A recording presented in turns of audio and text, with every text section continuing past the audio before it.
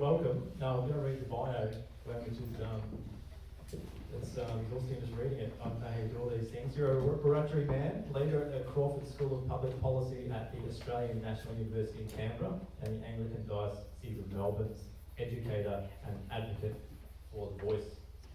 Glen's the chairperson of the National Aboriginal and Torres Strait Islander Anglican Council, the vicar of St Oswald in Glen Iris, and artist in residence at St Paul's Anglican Cathedral in Melbourne. So that's a pretty good bio.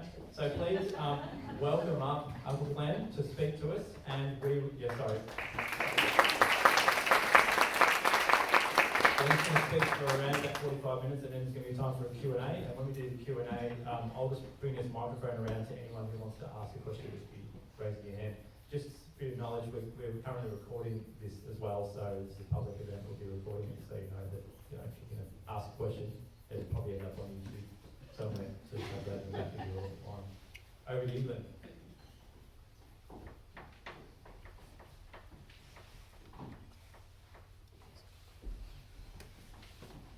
Yaradu Meringue, Darabalinya Badu Wiradjuri, Yamanadi Glen Loughrey, Nadu Banaga, Galbara Warandri, Mayangalam, Namanga, Narmabang, Gananga, Namangira, Daranaga, Dai. What I said in all of that in the Wiradjuri language is Yaradu Meringue means G'day. G'day, you lot. Darabalinya Badu Wiradjuri means I'm proud to be Wiradjuri. Yamanadi means my name is Glen Loughrey. And then I did the acknowledgement in language, which means simple acknowledgement. I like to acknowledge the Loughrey people whose traditional countries we're meeting on today. No fancy stuff, just a nice little reminding of where we are. It's really important. Okay, I hope you can hear me. I'm not used to these kind of microphones. I wander around a bit. So I'll try and stay still. You got some glue? You can take it off and walk around. No, you're right, Alex. It's right, Alex. I'll be right. One of the things that I do with talking about the issues to do with recognition and voice is I want to take us back to the source document from which the referendum we're about to begin to start on is taken from. One needs to realise that what we're beginning to do in this process is not just all about the voice. The voice has become the controversial bit in the middle of all of the processes that we're undertaking. And we've seemed to have forgotten that it comes from the statement from the heart. The statement from the heart is the aspirational document containing a number of steps which will lead to Australia building a better nation. The voice is just one of those steps, and it is not a be-all and end-all. It's simply opening the door. But one of the things that I find is that people don't read the statement from the heart. Hand up those who have read it. Yeah.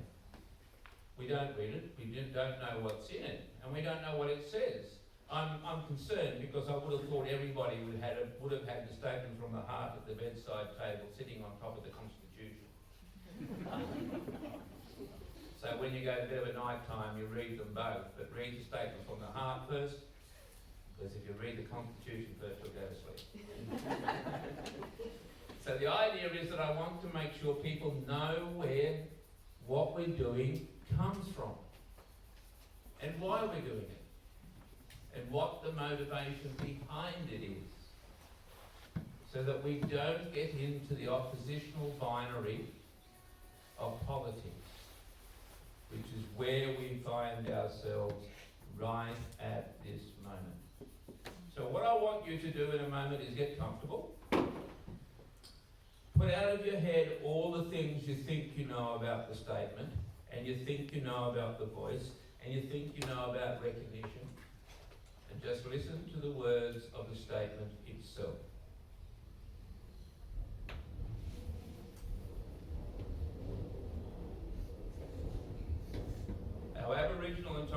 Strait Islander tribes, I'll start beginning. We gathered at the 2017 National Constitutional Convention, coming from all points of the southern sky, make this statement from the heart. Our Aboriginal and Torres Strait Islander tribes were the first sovereign nations of the Australian continent and its adjacent islands, and possessed it under our own laws and customs. This our ancestors did according to the reckoning of our culture from the creation, according to the common law from time immemorial, and according to science more than 60,000 years ago.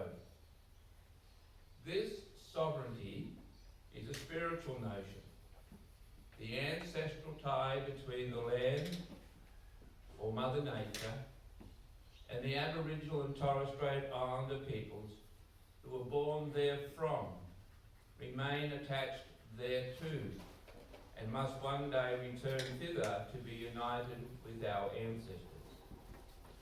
This link is the basis of the ownership of the soil, or better, of sovereignty. It has never been ceded or extinguished, and coexists with the sovereignty of the Crown. How could it be otherwise?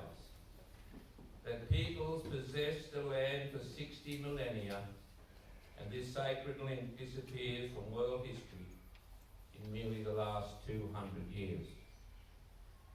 With substantive constitutional change and structural reform, we believe this ancient sovereignty can shine through as a fuller expression of Australia's nationhood.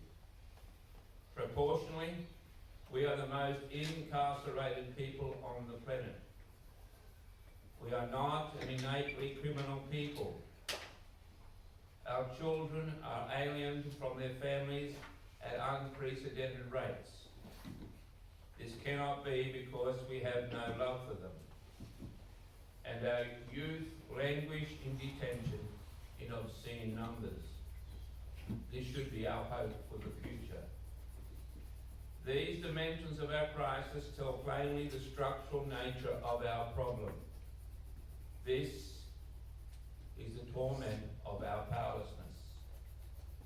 We seek constitutional reforms to empower our people and take a rightful place in our own country. When we have power over our destiny, our children will flourish.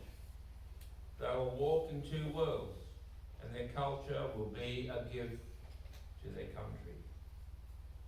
We call for the establishment of a First Nations voice enshrined in the Constitution. Makarrata is the culmination of our agenda, the coming together after a struggle. It captures our aspirations for a fair and truthful relationship with the people of Australia, and a better future for our children based on justice and self-determination. We seek a Makarrata Commission to supervise the process of agreement making between governments and First Nations and truth-telling about our history. In 1967 we were counted. In 2017 we seek to be heard. We leave base camp and start our trek across this vast country. We invite you to walk with us in a movement of the Australian people for a better future. I want you to notice in there are no words of demand, no anti-words, no threats, no statements of blame or shaming anywhere in that document. It is a gentle, aspirational document aimed at restorative justice, aimed at bringing us together. It uses words like we seek, we call, we seek twice, we invite, Nowhere in that document does it set up an oppositional process. It's an invitation to come together as one and to walk together for the future of our country. We seem to have forgotten that, and we've turned it into this process where we are, somebody has to win and somebody has to lose. It's not in there. This is not what this is about. It's not what we're aiming to do. We need to remember that this document was written at the request of the government at the time to ask the Referendum Council, because since the 1970s Australia has been talking about recognition. Every government on the way through has talked about it. Some have offered treaties, some have offered just symbolic recognition in the Constitution, but we've been talking about it. In some ways, it's our response to the United Nations Declaration of the Rights of Indigenous People, which Australia never accepted until much, much later, and fought against actually. So it is our response of recognition. And when the Referendum Council decided to do dialogues across the country, they did 13 of them, 100 or so people at each time, right across Australia in places that don't start with Canberra, and with people who don't come from Canberra. And they came up with what those people wanted as being the process towards recognition. And that was a four-pronged process: voice, treaty, truth, and makarata. They were the four elements that counted, the four elements that meant something. And then they went to Uluru, and I'd just like to remind you, it's not the Uluru Statement. It's a statement signed at Statement from the Heart signed at Uluru. Because it comes from the heart of people right across this country: Torres, Strait, Islanders, Aboriginal people, people from a variety of places across this country, not from Uluru. If you just say Uluru Statement, we kind of think in the centre of the country, and it locates it where it needs to be located, from Hobart to Darwin and right across, because everybody had a say. Not as many as they wanted, but there's many. And it was a long process to get to where we got that statement. So, I see that statement as an invitation. I refer to it as an act of absurd compassion. Because how can a people who have been decimated by dispossession turn around and offer a document as gentle, an invitation as gentle as that, to those who continue to benefit from that dispossession, and for us who continue to suffer that dispossession? How can they do that? That's absurd. When somebody breaks into your house and steals all your things, you don't go down the road to the policeman and say, when you find him, can you bring him around because we'd like to invite him in for dinner? You want him punished. A very different model of thinking. And while the statement from the heart sounds like English, it carries a whole lot of concepts of Aboriginal thinking that are very different to what we're used to. It is, for me, an act of transformational forgiveness.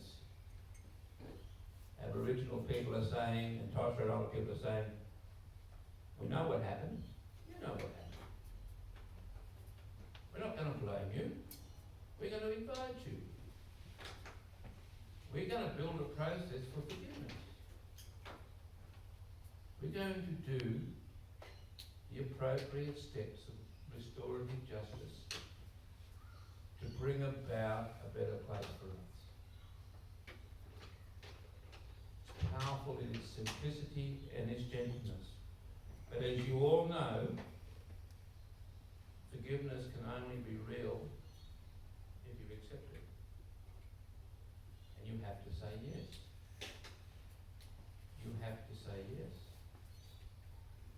before this actually works. You see, the statement from the heart contains two presents, which is your birthday and Christmas presents, have all come at once in this document. It invites you to do two things. The first box, when you open it up, says, we invite you to say yes. You have the opportunity to say yes to this invitation. The second box, when you open it up and you look at the gift, it says, now that you've said yes, we're going to give you the opportunity to shape your yes to be fit for purpose through legislation, through your democratic process. We don't demand you say yes, we don't tell you how to do it when you say yes. We give you the opportunity to do that. Show us how you're going to make this work for us. Powerful document. So, what I will do now in the next few minutes, won't do that, go there. What we'll do now is whiz around the circle. When I unpack the statement from the heart to give you an understanding of where recognition and voice sits and why it's important, I do it in a circle.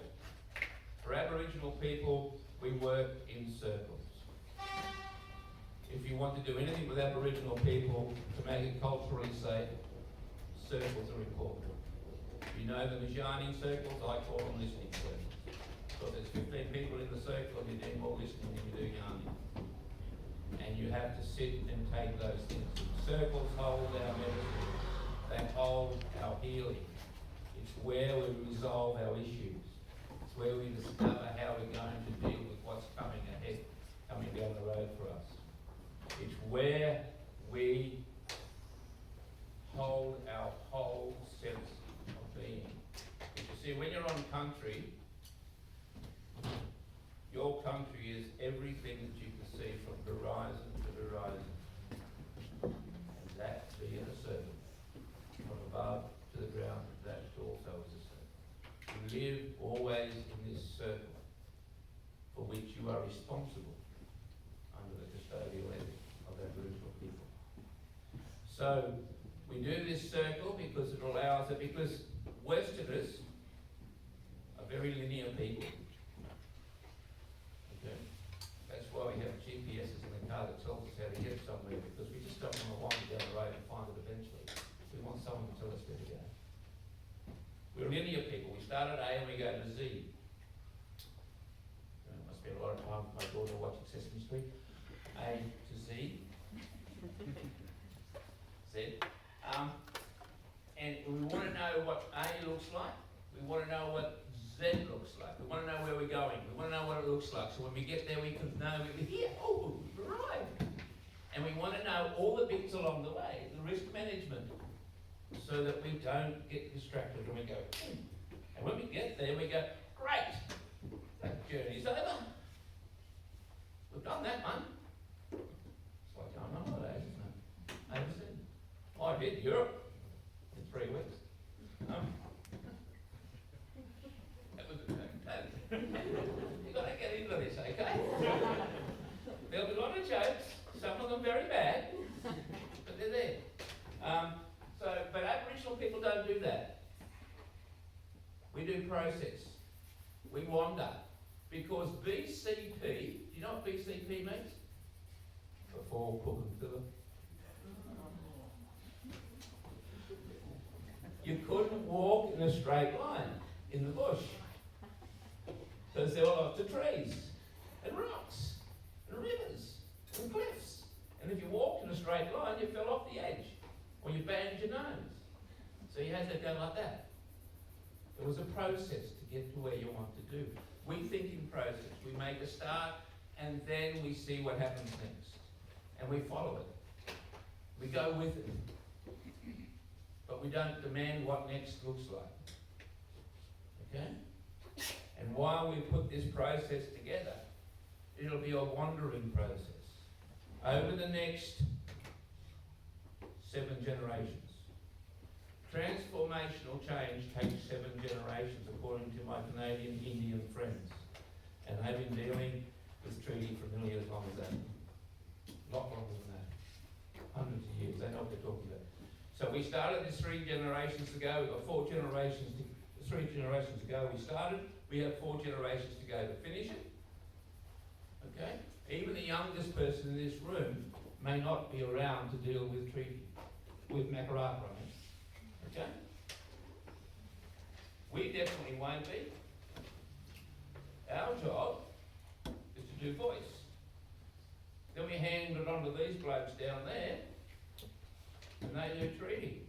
And they hand it on to their children, who will do truth. Then it'll go to the next lot, who'll do Makaraka. We won't see it all in one go. It's a process. Enjoy the journey. I ride a Harley Davidson. And every time I get on my Harley, the people say to me, you know, where's you going? What's your destination? I said, mate, the ride's the destination. Okay? HDT, Harley Davidson Therapy. You know how to make people really find out who cares for you very much? Be 68 and buy a Harley. Everybody tells you you're mad. So we have this process here called the circle that's got those 4 elements in it. And we start with voice. Voice is the reason why we start with voice is it's very simple. If you're not heard, you're not seen, and you don't exist. If you're not heard, you're not seen, you don't exist. If you have a small child about that long in your family, you know that they make sure you know they exist. Don't they? You can't ignore them. They don't let you ignore them. They make a racket. They're just delightful, aren't they? And so voice is important. You know about terra nullius, empty land. What I'm talking about is persona nullius, not a real person. If you're not seen and you're not heard, you don't exist, you're not a real person. Everybody else has a right to speak on your behalf, tell you what to do, direct your lives, and find how you're recognised in the world around you. You cease to be able to make those decisions for yourself. And it's been a big issue for our people for a long, long time.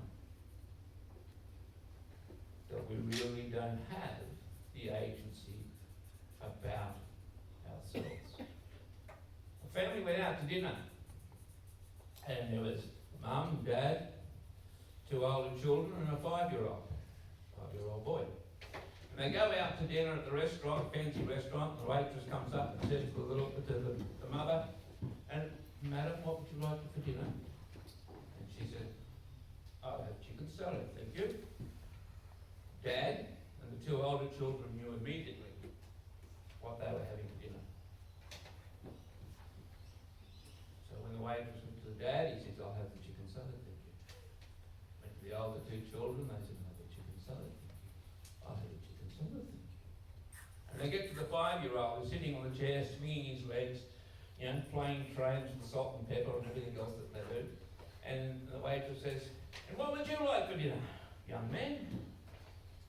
He looked at mum and he ummed and ahed. He said, I think I'd like a hot dog. There was a big intake of breath from mum, dad and the 2 siblings. And mum said, no, you have chicken salad, thank you. And the waitress weighed all this up for a minute and then turned to the little boy and said, and what sauce would you like with your hot dog? Dad and the other 2 children nearly fainted. They were waiting for the eruption. And the little boy knew he was in trouble. So he swings around to mum and says, you know, I think she thinks I'm real. That's what a voice does. If you're being heard and you're being listened to, you begin to think you're real. And you have the capacity to change things. You have the capacity to speak about things that matter to you. actually you become almost equal. Equal. What's that? You become almost equal. And well, I have to ask, because I've slept through the last 3 earthquakes in Melbourne, and I just don't want to miss another one. If you don't exist, that's really, you need to be able to be heard. The other thing about putting us inside the Constitution and locking us away inside the Constitution is we're putting us back in the birth certificate of this nation where we were not allowed to be at the beginning of time. Okay? You're giving us a place, an equal footing inside the Constitution. You're recognising us that we were here before, we're still here, and we are equals in this place. We're putting beside the sovereignty of the Crown the sovereignty of Aboriginal people. Now, the sovereignty of the Crown is a very hard, external, top-down. It's the laws, it's the rules, it's in the law books, it's in the government policy. It sits on top of each and every one of us. The Aboriginal sovereignty is relationship. Everything in Aboriginal culture, including language, is about relationships.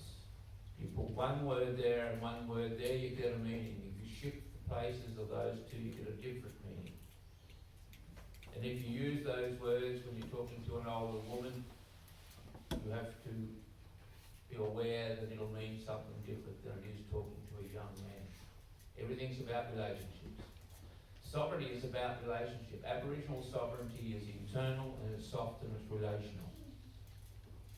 So if we put those two together inside the Constitution, not one on top of the other, not one masking out the other, but side by side, you begin a conversation that over the period will change the way our nation operates. Bolivia did this by changing the entire Constitution to put Aboriginal people in their Constitution. We're doing this by putting ourselves inside the Constitution so the two sovereignties can come together and create a new heart of Australia over time. None of this happens within a week or even within the 3-year political cycle. It's going to take time. So we have this voice, and you're seen and you're heard. And that brings about recognition. You've been recognised. Okay? You've been recognised. Not on Australia's Most Wanted, but you have been recognised. Then, once you've been recognised, you can do something. Once I know you're in the room with me, I then have to work out how we're going to live in this space. Some of you have lived in shared houses as university students, and when you left home you just wanted to live on your own with a whole bunch of other people. Well, then you had to learn how to live in that house, didn't you? Who had the fridge shelf on the left? Who had the fridge shelf on the right? Who had the right to bring the boys or the girls over on this Friday night, the second and the fourth Friday of each month?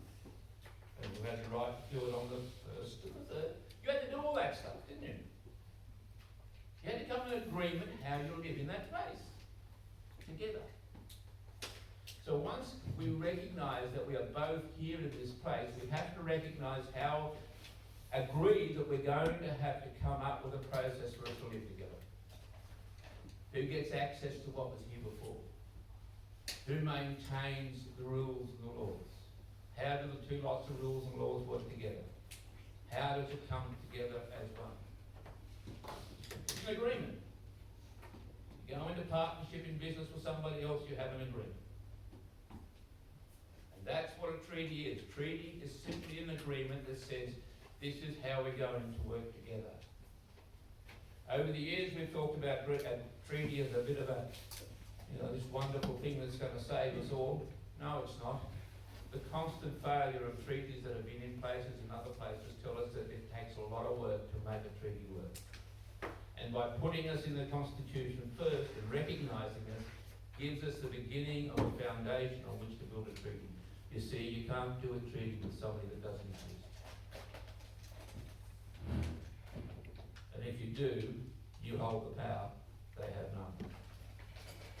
And that's what's happened in other places. You know how New Zealand got a treaty, don't you? Oh, it's a great story. The Pommies have been on a boat for 8 or 9 months. They had scurvy, they were seasick, dysentery. They got to New Zealand and they thought, get ashore.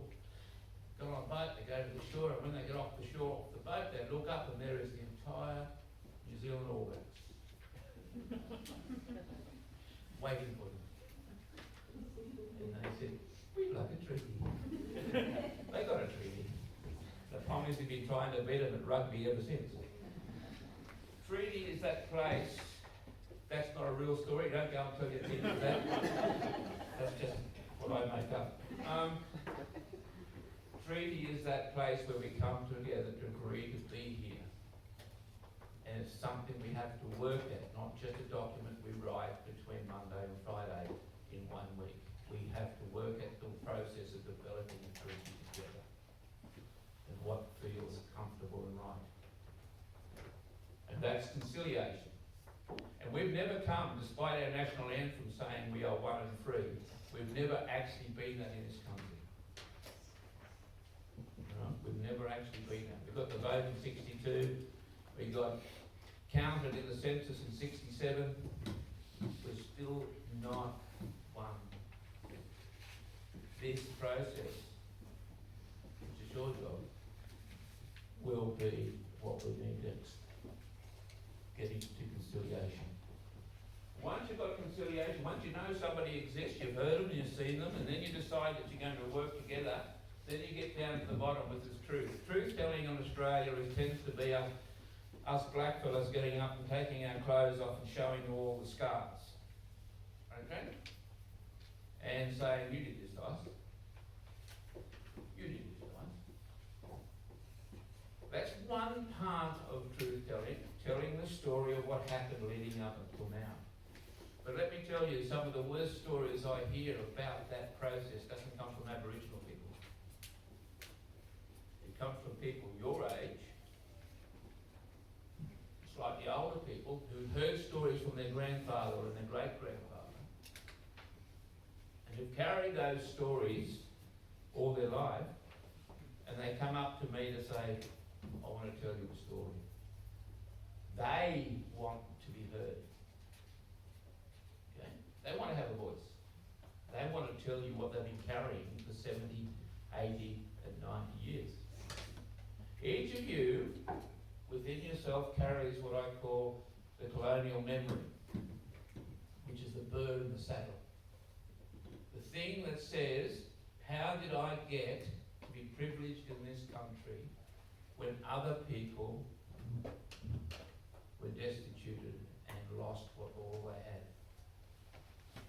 How is that right? Now, you might not think about that very much, but I hear it when people are angry in this debate. I hear it when people are defensive in this debate. I hear it all the time at the back of what people are saying. And truth-telling has to be where you have the opportunity to explore that colonial memory for yourself in relationship with Aboriginal people doing it, so that we can go, how do you feel? So there's empathy, and that's a place to get to reconciliation. Doesn't come up, does it? There you go. That place we get to is reconciliation. Reconciliation we have now is designed to make Aboriginal people more like white people. Isn't he great? He's the first Aboriginal lawyer. Let me tell you something I know about lawyers.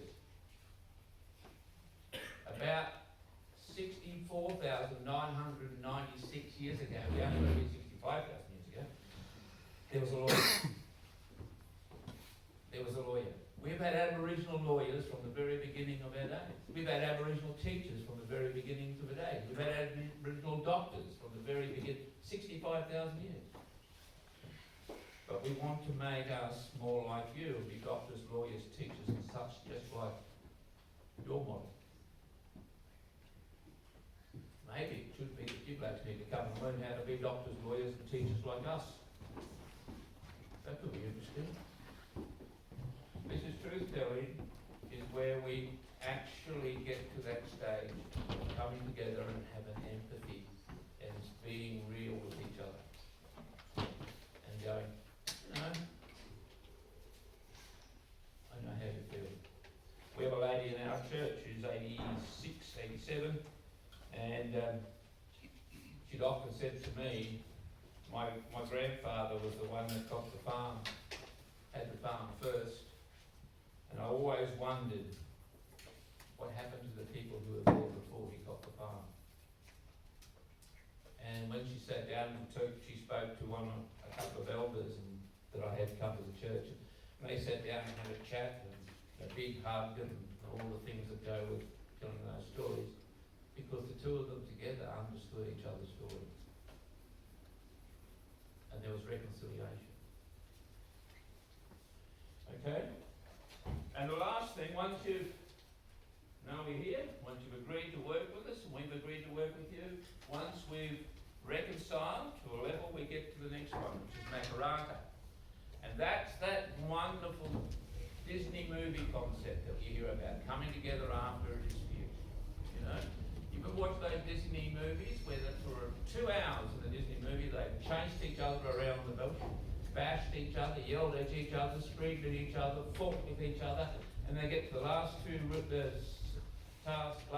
scenes in the movie, and the lights soften, and the birds start to sing, and they walk towards each other, and they give this. Well, I don't know, they always do a big sloppy kiss, but they come together and look at each other, and then they take their hands and they walk off into the sunset to live happily ever after. That's not Makarata. Makarata's harder than that, but as real as that. Important as that. Makarata is a restorative justice process that we use in our community's VCP. If we had people who were misbehaving inside a community, we would set everybody in a circle, and in the inner circle would be the elders, and inside the inner circle would be the protagonists. And they'd be given a voice. Both of them would talk about what happened to them. Then we would go down here to agree on what the facts were about it. You know, top part, everybody blames each other, the next part they go, oh, well, you know, it wasn't really like that, and they come up with the facts. Then they go down to the truth telling, what it felt like to be in that place at that time, what it feels like to be there. And the community around will probably have some sayings about what it feels like for them. Because remember, our communities were probably no bigger than the group in this room. And if you had a group of that size and it was fractured, you had to restore it very quickly. Otherwise it was disaster for the community. So you would get down the bottom and you'd all tell the truth about what it really feels like to be in that place, and then there would be a decision that somebody would repair the community, would repair the fracture.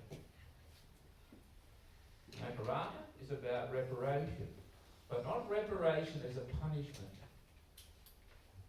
Repair as a pedagogical process. Repair as a learning point. Because what happens when we get to Makarata, it would often be something like a spearing in the thigh. And we all go, ooh, that's brutal. But it's not as brutal as taking one of those people and putting them in a prison 500 kilometres away. You can't do this process by Zoom. You have to stand in each other and breathe on each other. You have to be in the same air. Be in the same place. That's why when we put them in prisons, we have deaths in custody, we have self-harm, we have communities falling apart. Because everything's allowed to fester. And no one's dealt with this process.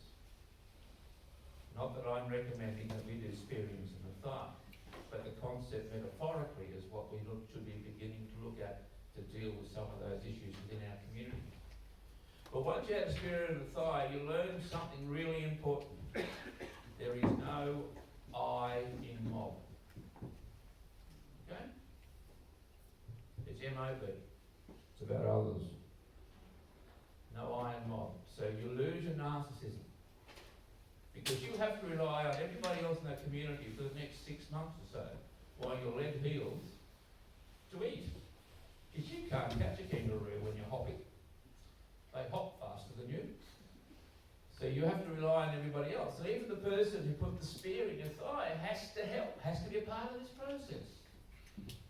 This is an important pedagogical moment, bringing the community back together. And you'll learn about what attitudes get you into trouble. You'll learn about how you think.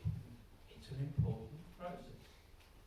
If any of you have been involved in schools, etc., in that restorative justice process, you will know what I'm talking about. It's powerful. So Makarata is that place where we learn to walk with a limp. Because if you have a spear on your thigh, you don't walk the same. Okay? It's learning to walk with a limp. What this is saying to us, when we get to this point in our journey, Australia will learn to walk with a limp.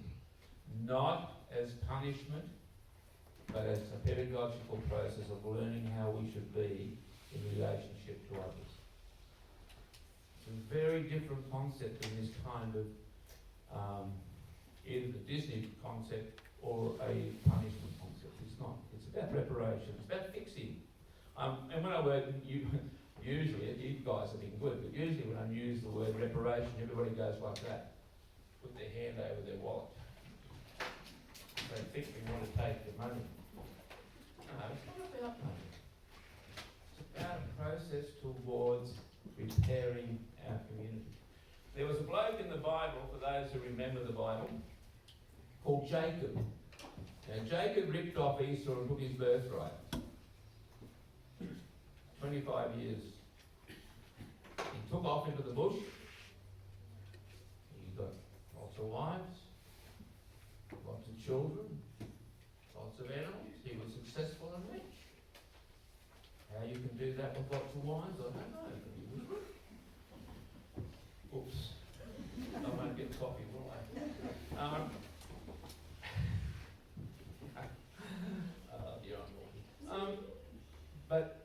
And he's on his way back. He's got bringing his whole mob back to go and see Esau, but he doesn't know whether Esau's going to like him. So he gets to Peniel, the little river, the river of Peniel, and he does a really brave thing that men do. He sends the wife and the children and the animals on to meet Esau, and he stays behind. He said, you guys go and meet him and see how he wants to stay here. And overnight, he wrestles with somebody, the Bible tells us, and the Bible tells us that, you know, it may have been God, it may have been an angel. I think that's who he's wrestling with. Jacob, 25 years before. He is working through his own conscience about those moments. And when he wakes up next morning, he's got a dislocated hip. And he walks forever, remembering what caused it. His attitudes, his selfishness, all of those things. And he gets a new name called Israel. He has a new purpose. Oh, by the way, he's not perfect after that. So just because we get a voice doesn't mean the government's going to listen to everything we say. But we'll have the right to say it. That's okay. So that's where Australia will get to. So do you see where the voice fits into this process? And we're not trying to fix everything when we go to the referendum. We're opening the door, beginning the journey. It is like when you ask a boy asks a girl out, a girl asks a boy out, a boy asks a boy out, a girl asks whatever we do these days. When they say yes, that's just the beginning. There's a lot of work to be done after that. It's not the end of the story. You know? Okay.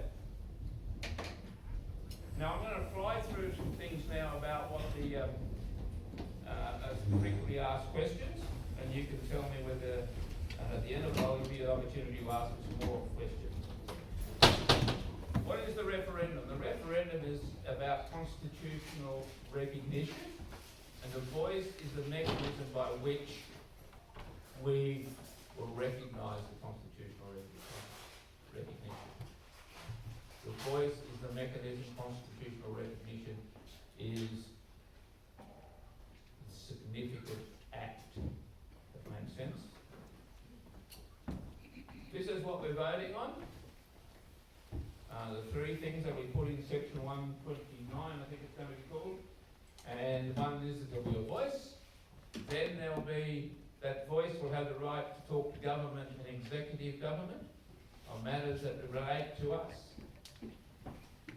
Now, this question there about executive government, let's remember these are the guys that do the legislation. These are guys that think through the process, come up with the paperwork.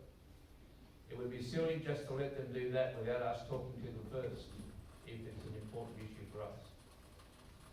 Because even though Tasmania and Torres Strait both start with T, they have different needs. So we need to be able to say that to people and say, you know, we should have thought of that before, not when you put the legislation. Now you've got to go back and redo it again, and we're wasting money. Let's just do it all in the first place. Remember, there's 819 people in the last 12 months who've had orange cards to be able to walk into Parliament and speak to any politician they wish to, and executive government, on behalf of the people they're lobbying for. It happens now. So this is not something unusual. And the other thing at the bottom, it says the Parliament, the government, will decide how this works. Okay? You say yes, and we go yippee, and then we say to the government, you make it real. That's the important process of this. It's a proposed law to change the Constitution to answer a very simple question. Do you approve this proposed amendment? It's the dating question. Will you come out with me? You have two choices. Yes or no. And if you say yes, but, it probably means no too. That was a joke. Very simple question, okay? But it's very nuanced as well, because when people say yes, there are the hard yeses, the people who you'll never shift away from yes. There are other people who are yes who are going, but I have concerns about the reliability of governments to deliver on things that they do. But I do know and do feel this is the right thing to do. You know that you have two brains. You know that, don't you? Aboriginal people think in terms of two brains. There's this little one up here that comes up with all the great plans that you're going to do in life, and then it comes up with all the excuses why none of them worked. That's the little brain up here, the rational, logical bit. Then you have the big brain. The big brain's here. And I'm very blessed. I find that everybody laughs at that. That doesn't do anything for my ego. That's my big brain. That's my gut. That's where I feel things. That's the sensory part of my body. And what we're trying to get people is to move out of those concerns and go straight to what feels to be the right answer. What do I feel is the right answer? Okay? Not much different to 67's question. 67, we got 91%, but remember there was no case in 67. Everybody was in favour in 67. Okay? So, and we still only got 91% and everybody was in favour. Salutary reminder that it's tougher when we have the process we're in now. What is the voice? What we asked for in response to your question. How do you want us to recognise you? This is the way we'd like it to be done. You know? It's a permanent advisory body. That is really important, and I'll come back to that in a minute. It consists of First Peoples representatives, and yes, First Peoples that look like me, because I could nearly be a Tasmanian Aboriginal. That's a joke too. Because melanin is the only thing that makes us darker or lighter. And you need more melanin if you come from the Northern Territory than you do in Tasmania. So I could be, more likely to be a Tasmanian. No, I'm not. I come from New South Wales. My brother is much, much darker than me, and when we stand together, when I say to people, he does the colour, I do the culture. So there'll be a lot of questions about who gets to be in this, but there'll be a process, and the government will design how we get representatives. The Carmel Anglican report gives you plenty of examples. But if you haven't read the one-page statement from the heart, you're probably not going to read the 240 pages of the Carmel Anglican report. And it can't block legislation, deliver services, or manage government funding. And that's there for a reason.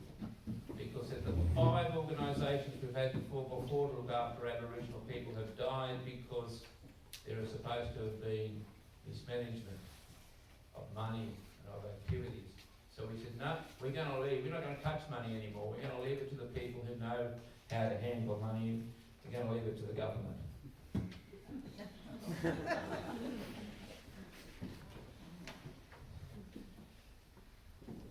Why do we need constitutional change? Protect it from being knocked over like ACSIC and the other 5 organisations have been. When we've got ideological differences, or we think they're beginning to get above themselves. One of the problems with ACSIC is it started to begin to make its own ideas and plans. And then a whole lot of things were made up about it to get it knocked off. If it's there, it must be, if it's in the Constitution, it can't be got rid of unless you vote to get rid of it. And this is, as I said, very clear from ACSIC.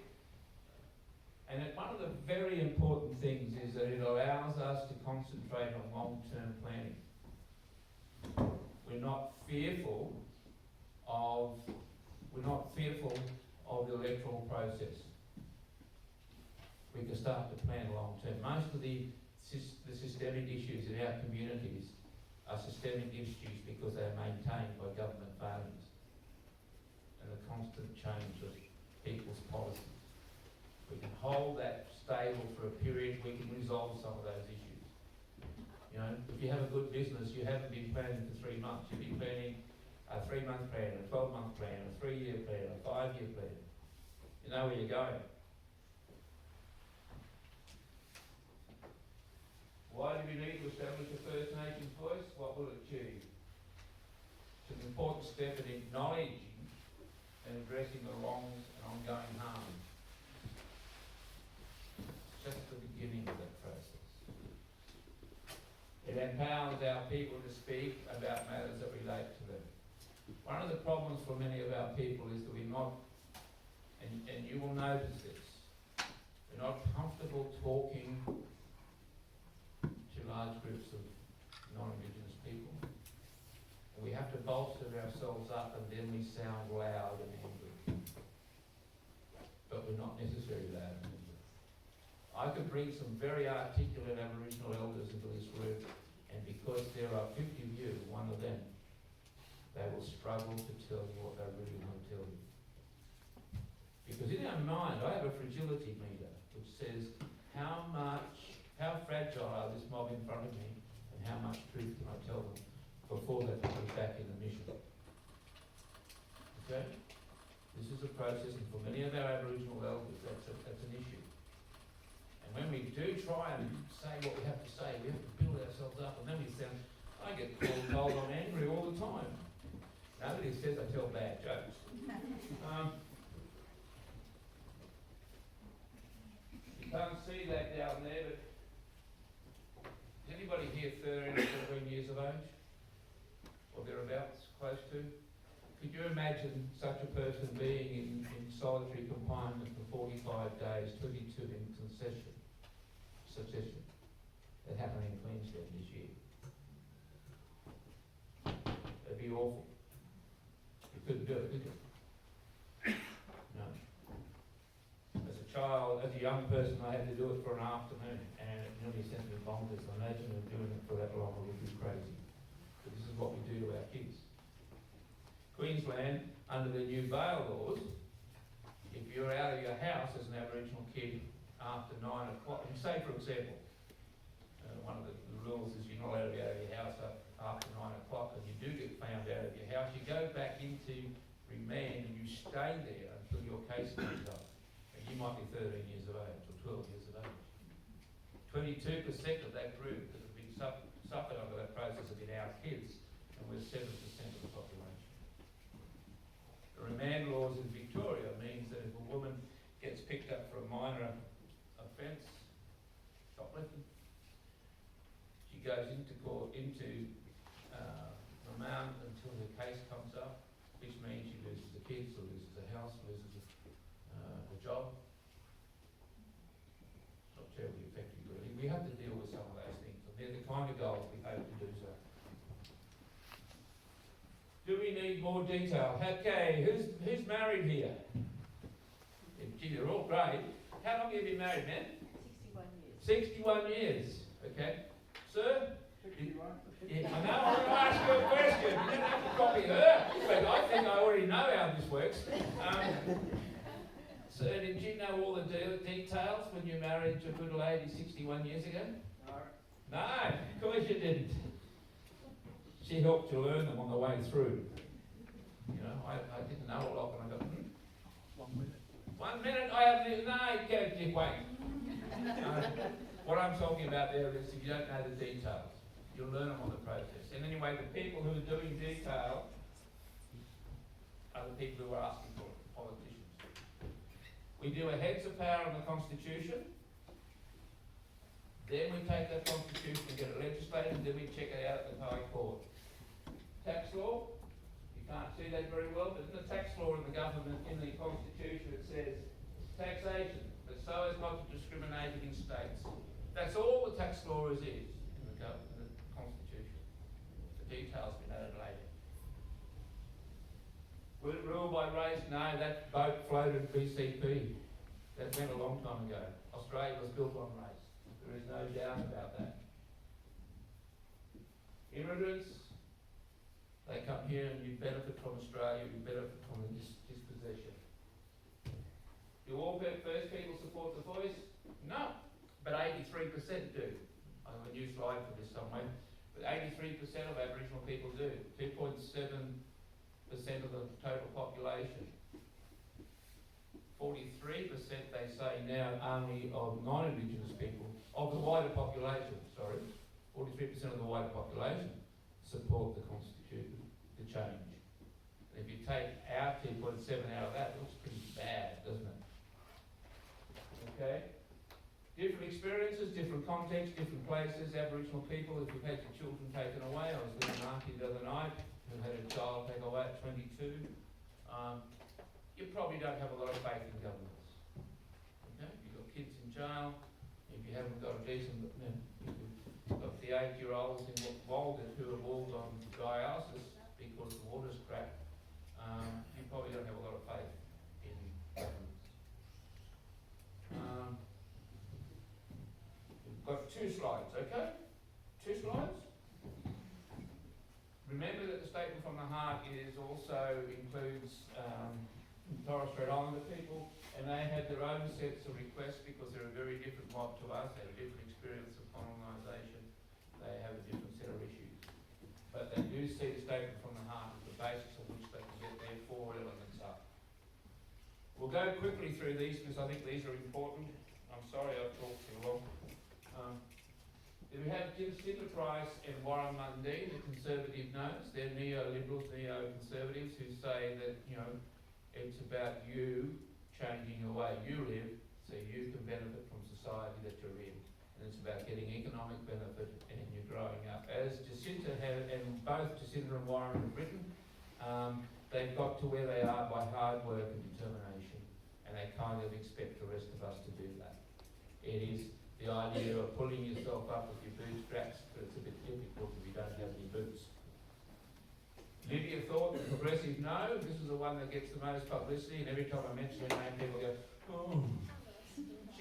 one with an answer to this, but she wants way more than the voice would be. Her no is a very different voice. No. It is built on the work of Michael Mansell, who some of us from the 70s will know as an activist, but he's a great academic, top class academic. And what he writes about with this is that he wants a spatial state. Aboriginals across Australia vote to get a block of Aboriginals in the Senate. Now, I don't think that's going to fly, but it could, because it's happened in Tanzania. That's how they got women into parliament in Tanzania. That's how they changed Bolivia. It's a possibility. Don't write Lydia off, please. She has some very important things to say, and you need to listen to them. Okay? National Party and who can be Aboriginal? I'll get people look at me and go, I don't have time for fake Aboriginals and elites. And I go, well, right. Have you had your ancestry DNA done, I say? And they go, yeah, why? I said, how much Australian were you? Oh, that's right. There's no DNA code for Australia. You're Australian because you were born here and your parents were born here and you identify as Australian. And that's fine. I don't have a problem. But don't judge us by the same category that you can't yourself fulfill. And when they say about the elites, they go, oh, I exclude, I can save the government lots of money. And they go, well, how do you do that? I said, well, close the gas program, it's a waste of time. And he looks at me and he goes, what do you mean? I said, because once we become educated and have a voice, you say we're elites and you don't listen to us. Why bother then? We'll just close it all up and save the government some money. It's a bit of a joke, really. Liberal in detail I just mentioned, the Aboriginal people I just mentioned, and then you have the yes buckets, those people who go, yes, I like this, I think it's a great idea, oh, I love it, but can we move that word to there, shift that word down to here? Oh no, get rid of all that line. Those kind of people. Julian Lisa, Brent Brennan, Greg Craven, who are looking for other ways to make it more palatable. It's pretty palatable as it is.